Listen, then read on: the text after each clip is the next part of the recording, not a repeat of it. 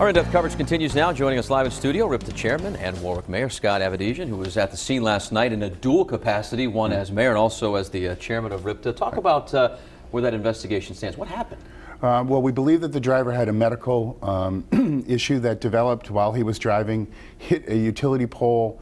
The utility pole broke into two.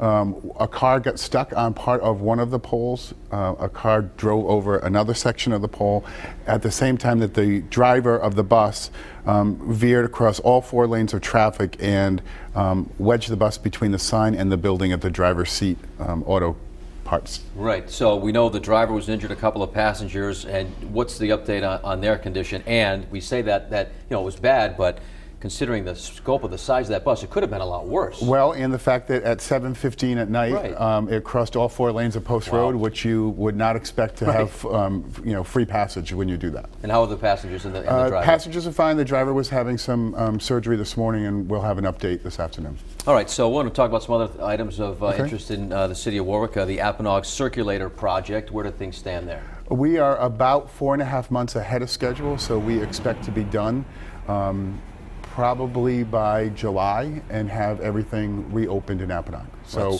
a whole new traffic pattern system where we have roundabouts instead of the big old-fashioned 4-way intersections. We love when hearing things are ahead of schedule, as I'm sure you do as well. It's also on budget, which is all right. Different for Rhode Island. Right, the opposite of the double whammy. All right, thank you about that. And Sam's Club closing. A lot of stores around here. I know there's one down the road here in Seekonk, and there's one in Warwick that's closing. That's kind of unfortunate for a lot of people, for jobs, of course. Yep. And they had just created this brand new building in Warwick, so we are already marketing it with their people.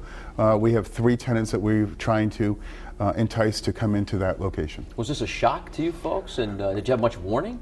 We had no warning, and in fact, the team at Sam's Club had been in meeting with our employees earlier that week trying to get them to buy membership, so I don't think anyone was prepared for that. And one last question. Danielle brought this up as a citizen of your fine city.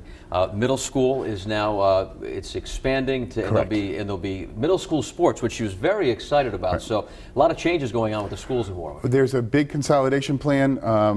Aldridge and Gorton will close at the end of this school year.